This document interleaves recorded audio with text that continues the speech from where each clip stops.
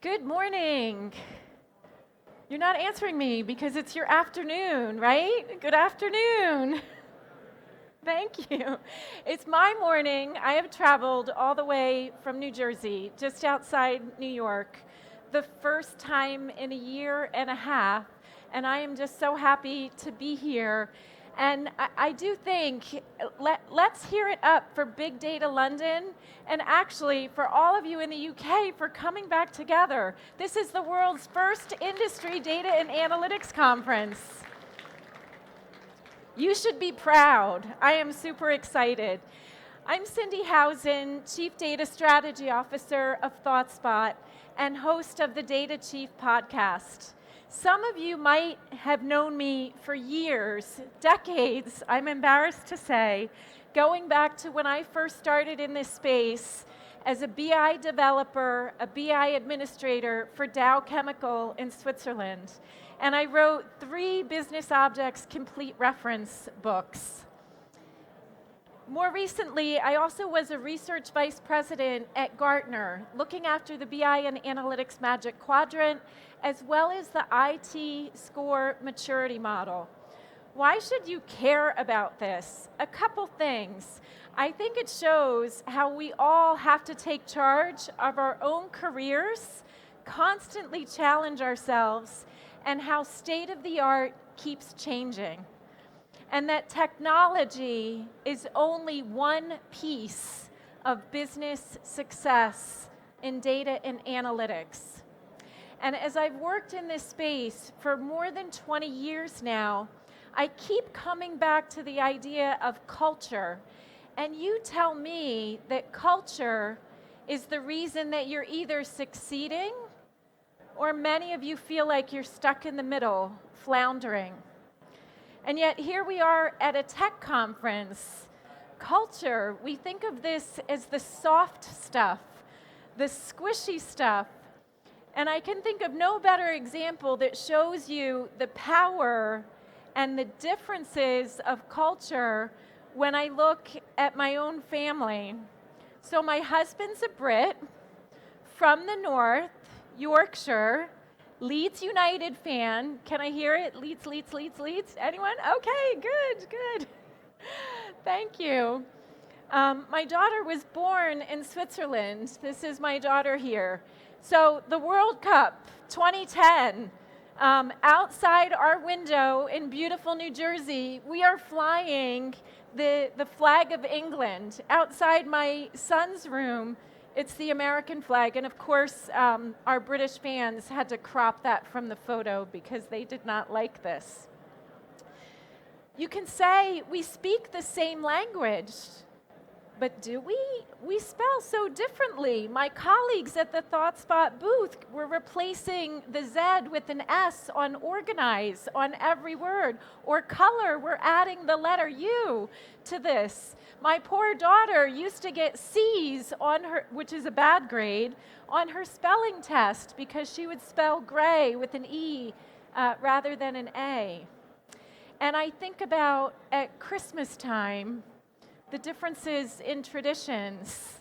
Woe, the American wife who forgot to get the English Christmas pudding with his mother's rum sauce recipe. This is the power of culture. I'm a football fan, American football. We use the same words and it means different things. This is the power of culture. And you have to think about in your own organizations the differences, whether it's by country or also if you're hierarchical, if you're risk averse. And why this matters now more than ever before. For decades, organizations have been striving to be data-driven, but only 32% would say that they are, and only 24% would say that they've actually created a data culture.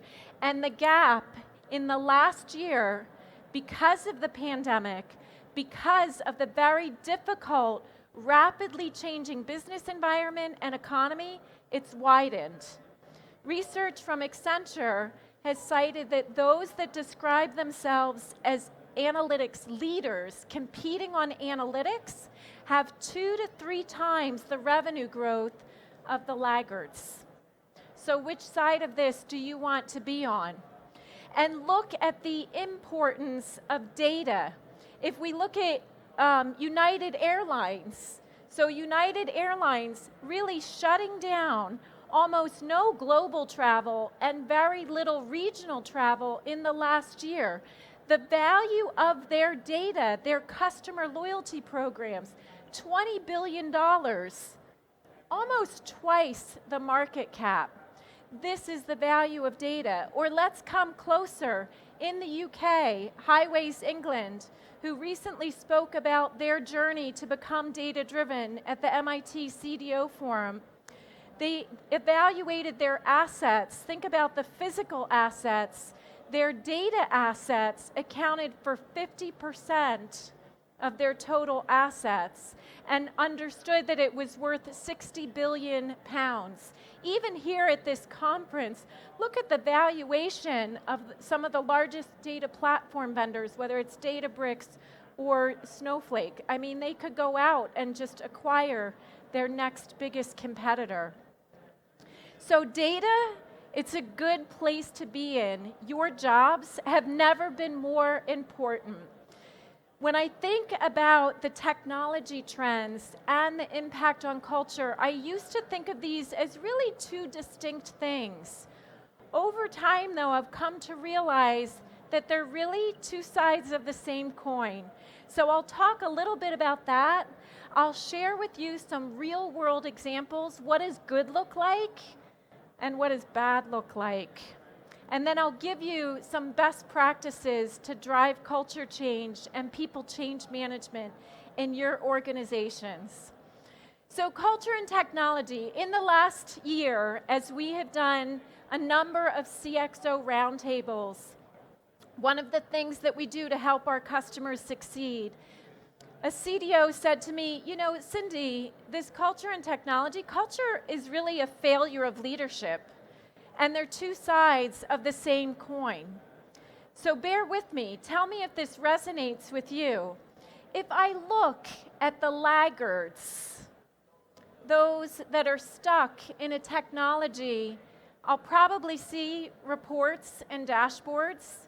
I might still see a lot of business objects and Cognos, which was state of the art in the 90s or the late 80s, but certainly not in 2022 or 2021. A lot of on-premises deployments, centralized data warehouse is the preferred architecture, and the way they collaborate is via email only. If that is what your technology portfolio looks like, how many of you would say that's your predominant technology? Okay, sheepishly, that's like a third of you. I'm not going to call you a laggard. I'll ask you, how do you self-assess? But then think about your culture. Why is that? Is it that there's a lack of leadership? Is it that there's resistance to change? Well, we've always done it that way. Don't fix it if it isn't broken. It works good enough. Or there's a fear of failure. How do we know that the cloud will work? That's something new. We don't have the skills. It's going to cost too much money. Now is not the right time. And data is hoarded, or there's a fear of sharing it until it's perfect and entirely governed. But think about the new questions you've had in the last year. Here even, who's vaccinated? Or as I mentioned yesterday, I'm hearing on the news, there's a panic in the supply chain about is there enough carbon dioxide and what will happen to the beer and the food in the UK. You didn't have these questions last week. So waiting until it's perfect is no longer fast enough. If you think about the leaders in this space, and to name a couple examples in the UK, I'm thinking Nationwide Building Society has received a number of awards, or Just Eat Takeaway, and you think how quickly they innovate. also because they're a digital native. But their technology stack, it's augmented analytics, the term Gartner uses, or search and AI-driven insights, the term ThoughtSpot uses, and the category that ThoughtSpot really pioneered. You'll see more deployment and more data in the cloud, and the architecture is a combination of agile, flexible architectures. So you might have a well-curated data warehouse. You might also have a data lake. This together might combine into a logical data warehouse, or as some vendors like to use the term, the lake house, or you're evolving to the concept of a data mesh or a data fabric, where you're able to connect to the data and ingest it, access it for the right use case. Collaboration is via modern tools, whether it's Slack or Microsoft Teams. And you think about this culture, how did this technology, all this bleeding edge agile technology get there? It's about transparency and trust from the boardroom to the back room. The frontline decision makers have access to granular insights, and they use that for data-driven decisions. So there's a culture of innovation, collaboration, and small failures are actually celebrated and rewarded because it means you're learning, you're evolving, and it's not something to be ashamed of. Ethics and trust is at the core of this. Look at these two extremes of the cultures and the technologies. So let me ask you, do you empower your frontline decision makers with granular insights, or is it just management and executives? How many of you actually empower, say, the warehouse manager, or in retail, the store manager, or the call center operator? Anyone? Raise your hands. About 20% of you. How many of you in your organizations, it's really the data experts who have access to data and they're curating and pushing it down, maybe as a PDF or a parameterized dashboard? How many of you, it's really about the data experts? Most of you. So think about if that frontline decision maker can ask their own questions. They know the domain, they know the opportunities, they know exactly what they're looking for, they just might not know how. And so Harvard Business Review found this concept of empowering the frontline decision makers so important. We partnered with them on this survey, and they said that 87% would be more successful if frontline workers were empowered, and they felt that they needed better technology-enabled insights. The sad reality, you actually are reflecting these demographics here. Only 20% of organizations today are actually doing that. This is who we dubbed the leaders. And if you look at all the important KPIs, revenue growth, employee retention, satisfaction, supply chain efficiency, all of those metrics were better for the leaders than for the laggards. So if we look at the business benefit, why then is it so hard to modernize the technology, to have state-of-the-art technology? In part, it's because you don't get to just throw away the legacy unless you're a startup, unless you're a digital native, and maybe you started with a clean slate in the last 2 years. But state-of-the-art keeps changing, so that's exciting for you as data and analytics leaders and professionals because you get to constantly innovate.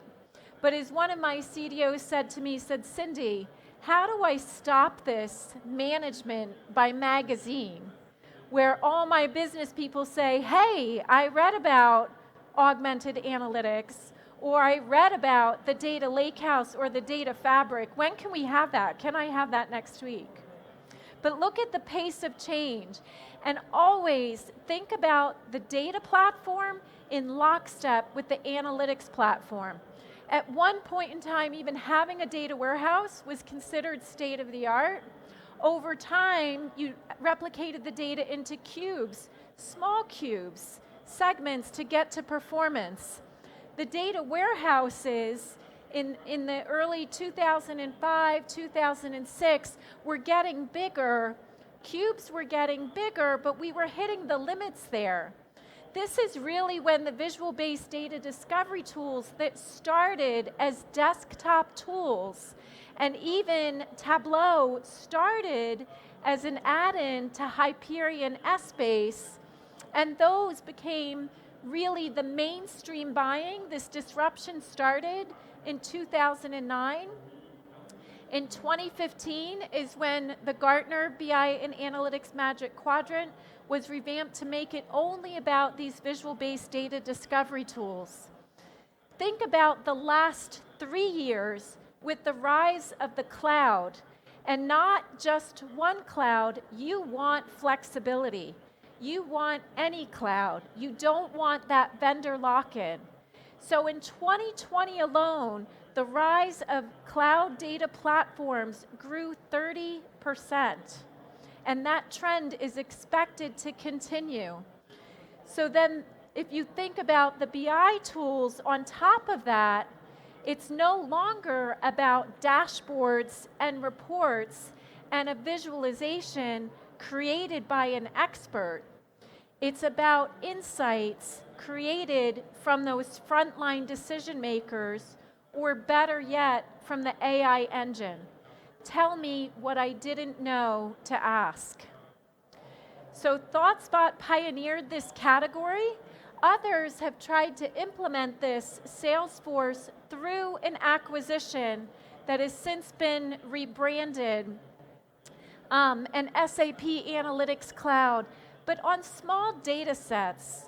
All of these other vendors, they were not leveraging the push-down processing in products like Snowflake or Databricks Delta Lake or even Starburst data. So the idea of replicating data for performance is an old school thinking.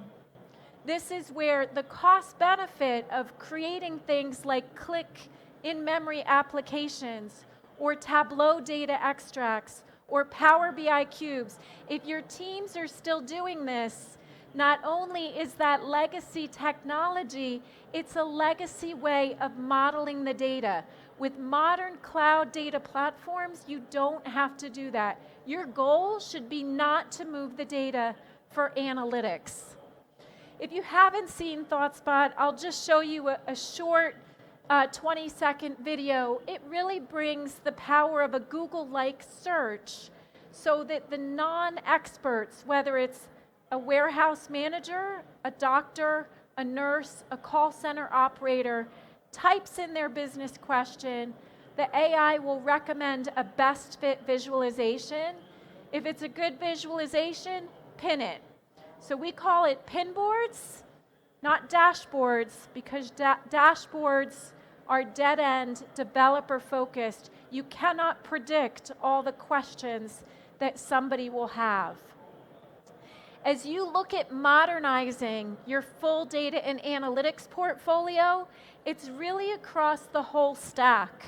So putting legacy ETL products on top of a modern cloud data warehouse platform, I think about some of the customer references, for example, at Fivetran.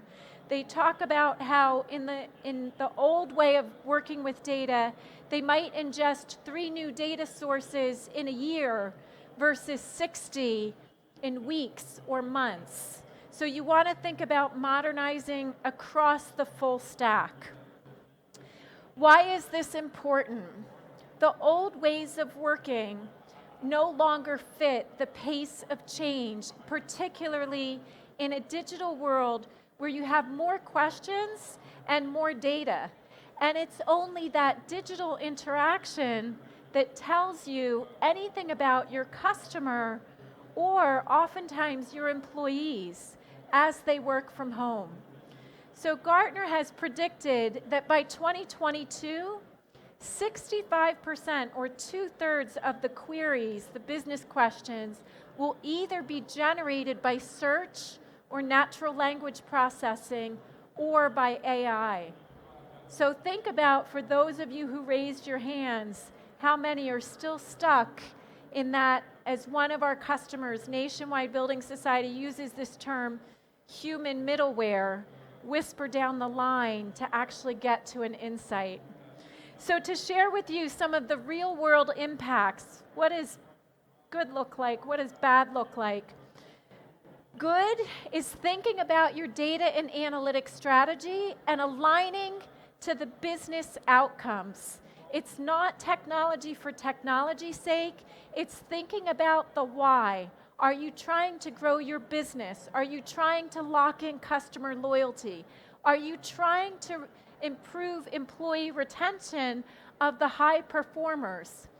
Having your data house a flexible data architecture, thinking about the talent and upskilling, but also looking at the technology and the processes, modernizing your processes, and the big one, recognizing that culture is the secret ingredient, the soft stuff that matters. You can buy all this modern technology.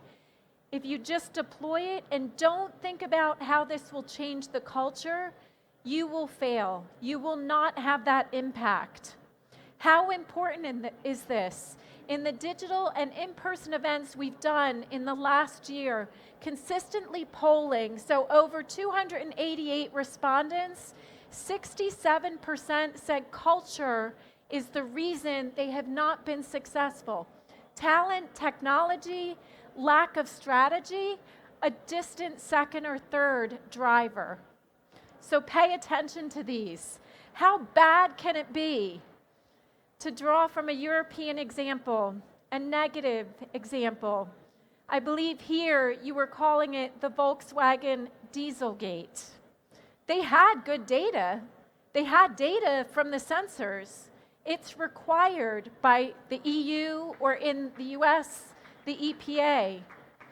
Think about, how could we actually have people create an alternate device to produce erroneous data, fake data, just to say we passed the emissions test? And writing in the Financial Times, something went wrong with VW's culture, that immoral behavior became the norm. And I could name case after case. If you follow baseball, I know many of you follow more cricket and football. In the US, we have the Astros baseball team actually cheating, knowingly cheating. Contrast that with the power of a positive culture. Medtronic. Medtronic actually operates in 130 countries around the world. Many of you might have a device in you that comes from Medtronic, or you might have a parent, a loved one, a pacemaker, diabetes, or spinal implants, shoulder implants.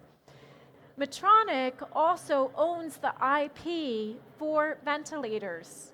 So early in the pandemic, rather than gouging and making a profit on this IP, they said, you know what? Publish the specs, make it open for everyone so that other companies, whether it's GE or 3M, can make more ventilators faster. Think about that difference in culture. I also look at a great example in Europe, Schneider Electric. So Schneider Electric has a value of making sure that everyone on the planet can have equal access to energy, but in a sustainable way. So more green energy. And one of their slogans is "Life is on." So when I say align to the business outcomes, when Schneider Electric began on their journey with ThoughtSpot, their tagline was "Free up your energy." So that old methodology of developing dashboards, the average analyst saves 10 hours a week. The power users are saving 30 hours a week. Now, the industry average for a BI adoption rate is at about 30%. At Schneider Electric, it's 78%. That includes the non-analysts. So as I wrap up, some best practices, how you can transform your culture to become an analytics leader. Bring in a change agent. Some of you actually are those change agents. And this is also why the role of the CDO, you probably heard from Carolyn and Peter earlier this morning, the churn in this job, the average tenure is 2.5 years. They accomplish their goals and they move on. Or they get caught in the middle, they get fed up, and they take those valuable talents elsewhere. Identify the WIFM, the what is in it for me. What does that mean? If we look at the roles that you're impacting, the number one reason people say there's lack of change management, 44% say there is a lack of attention to people change management. Identifying the new career path for these old dashboard developers and understanding what is in it for them, what will make their day-to-day job better, you have to pay attention to. And this goes back to who do people identify with? The power of the tribe, the sense of community. There's research from James Cleary that monkeys who find a better, faster way to crack open a nut will revert to the slower, less efficient way if it means that their tribe will accept them better. Isn't that fascinating? So look for the WIFM. It might be at the company level. Why are you doing this? Or it might be down to the job level. If you're talking about empowering a frontline decision maker, the call center operator, the salesperson, it will be how do I increase my commission? How do I avoid customers shouting at me? That is their WIFM, or what's in it for me.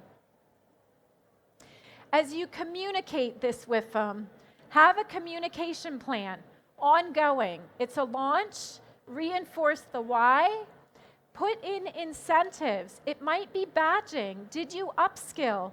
Did you attend a training camp, a lunch and learn? Did you get a promotion? Think about the skills, the new skills, whether it's in something like cloud technologies or improving data literacy, where right now only 21% of business people feel confident with their data. And then think about the power of the tribe. What is their new tribe? So creating things like communities of best practices matter. Also look at how to cross-pollinate. And this means looking at your organizational model. So historically, if you did anything centralized, that was considered state of the art. Now, with the speed of business change, it's about having a hybrid model, centralizing for economies of scale, maybe having a chief data officer or a new role, the concept of an evangelist. And those are the champions connecting the dots across the lines of business. You'll embed the dashboard authors and the data engineers inside the lines of business.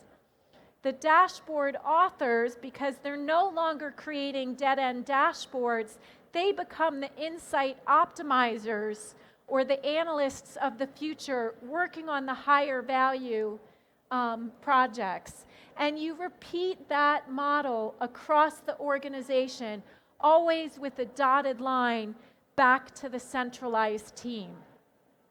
The benefits of this hybrid organizational model, you can have different models, but look at the top bar. The one with the biggest impact are the ones where there is a degree of centralization versus fully centralized or fully decentralized. So as you look at your culture and your technology portfolio, I hope when I come back maybe next year or maybe even in a few months as we meet online, you'll tell me that you're Sorry, see, I set a timer. I'm used to timers. You'll tell me that your culture is more collaborative, more transparent, more willing to take risks for those optimized business outcomes.